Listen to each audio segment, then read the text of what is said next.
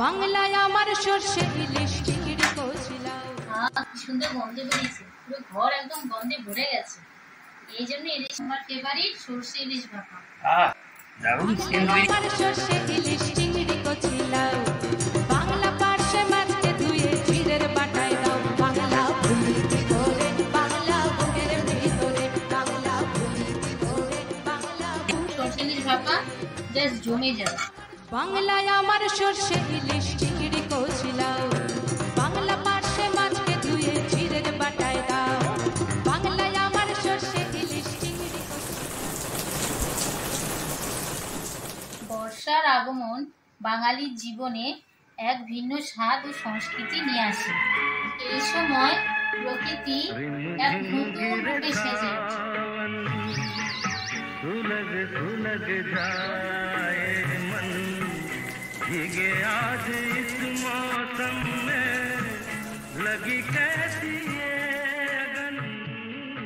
আর বাঙালির ঘরে ইলিশের সুগন্ধে ভরে যায় রান্নাঘর।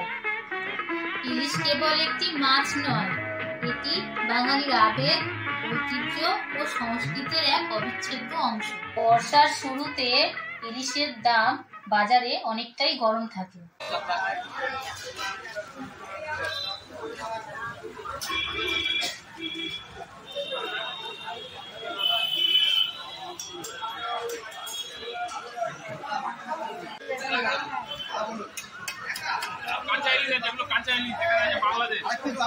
কোনটা বাংলাদেশ? ওটা কত? এটা 2000। এগুলো 1200 বলছে। বুঝছি।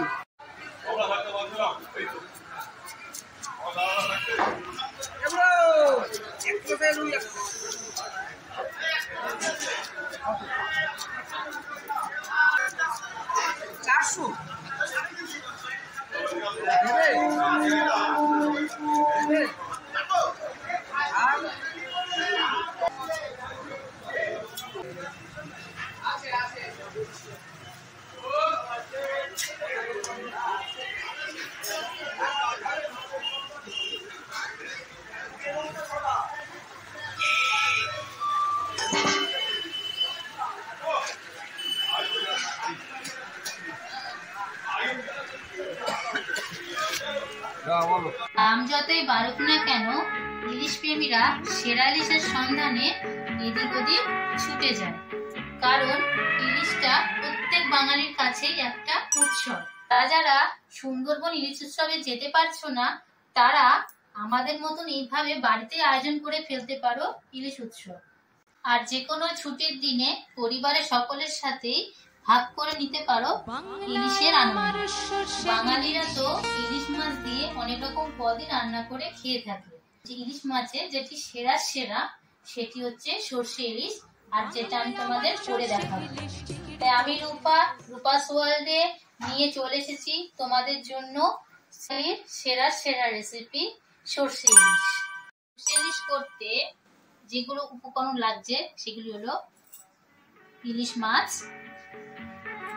ধুয়ে নিয়েছি, লাগছে নুন, হলুদ, সাদা সর্ষে, কালো সর্ষে, লাগছে কাঁচা লঙ্কা, আর লাগছে সর্ষের তেল, যেটি ছাড়া রান্না অসম্পূর্ণ। সর্ষের তেল ভরতে কাচ্চিধানি সর্ষের তেল। কাঁচখানি সর্ষের তেলেই রান্নার স্বাদটা আরো দ্বিগুণ বেড়ে যায়। চলো বন্ধুরা, রান্নাটা এবার শুরু করা যায়। বাংলায় আমার সর্ষে ইলিশ চিংড়ি কচলা। প্রথম স্টেপ হলো আমাদের প্রথমে ইলিশ মাছটাকে নুন আর হলুদ দিয়ে ভালো করে মাখিয়ে নেব। বাংলা পার্শে মাছকে ধুয়ে জিরের বাটায় দাও। বাংলায় আমার সর্ষে ইলিশ চিংড়ি কচলা। বাংলা পার্শে মাছকে ধুয়ে জিরের বাটায় দাও। সর্ষে ইলিশের জন্য এবার আমাদের সেকেন্ড স্টেপ হচ্ছে একটা সর্ষের পেস্ট বানিয়ে নেওয়া। এই পেস্টটার জন্য আমরা দু রকম সর্ষে ইউজ করব, সাদা সর্ষে ইউজ করব, লাল সর্ষেও ইউজ করব। আর লাগছে কাঁচা লঙ্কা আর নুন। কোন সর্ষে আমি কত পরিমাণ দিচ্ছি তার জন্য তোমরা পুরো ভিডিওটা দেখতে থাকো। আমি এখানে সাদা সর্ষে নিচ্ছি 3 চামচ,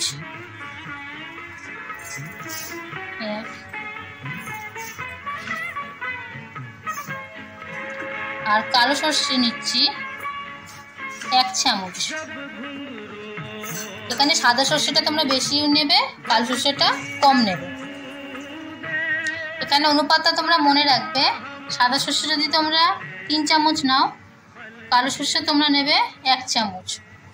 আর যদি তোমরা বেশি পরিমাণে করতে চাও তাহলে এর দ্বিগুণ নেবে। আর নিয়ে নিচ্ছি কাঁচা লঙ্কা,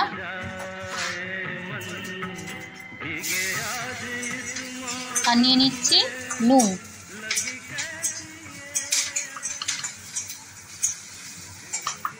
এটাকে আমি শুকনো প্রথমে ঘুরিয়ে নেব। আমি একটা শুকনো পেস্ট বানিয়ে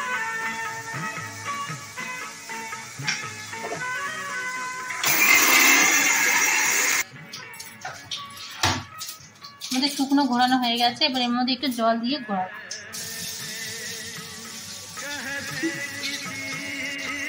পেস্টে জল দিয়ে দিচ্ছি, এর মধ্যে আমি একটু সরষের তেল দিয়ে দেবো, পেস্টটাকে আরো স্মুথ করার জন্য।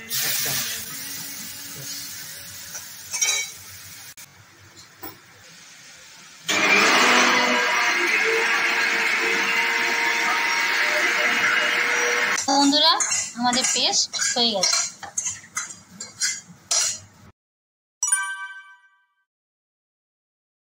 আমি একটা ফ্রাই প্যান নিয়ে নিয়েছি, এর মধ্যে আমি এবার সর্ষের তেলটা দিয়ে দেবো। 5 চামচ নুন দিয়ে মাখানো ছিল, এবার আমি একটু সর্ষের তেল মাখিয়ে নেব। সর্ষেও মেখে নিই।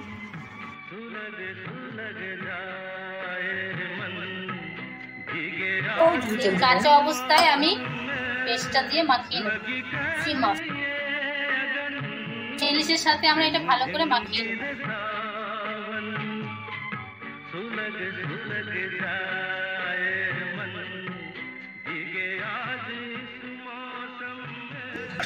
এবার কি করবো মা?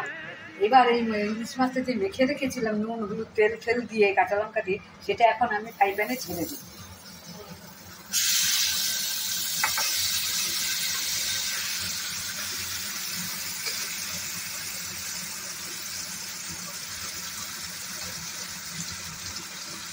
এবার কি হবে? এবার এটাকে ঢেকে দেবো, ভাপে ভাপে হবে। এটাকেই বলে ভাপে। বাংলায় আমার সর্ষে ইলিশ চিংড়ি কচলাও, বাংলা পার্শ্বে মাছকে ধুয়ে জিরের বাটায় দাও। বাংলায় আমার মশলা হলুদ টলুদ সব জায়গায় করলো কিনা আমি সুন্দর করে মেখে ঢাকা দিয়ে দেবো। বাংলা বুঝি করে, বাংলা বুকের ভিতরে, বাংলা বুঝি করে, বাংলা বুকের ভিতরে। বাংলায় আমার সর্ষে ইলিশ। আচ্ছা বন্ধুরা, ঝোলটা ফুটতে শুরু করেছে। এটা দিয়ে যখন তেল ছাড়বে তখন আমরা ঢাকনাটা খুলবো। ঝোল ফুটছে, আমরা এখন 4টে কাঁচা লঙ্কা চেরা মাছের মধ্যে দিয়ে দেবো।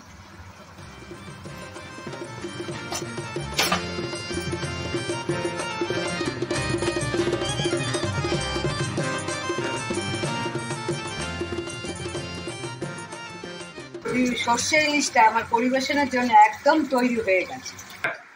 তো ফাইনালি বন্ধুরা, আমাদের সর্ষে ইলিশ ভাপা রেডি হয়ে গেছে।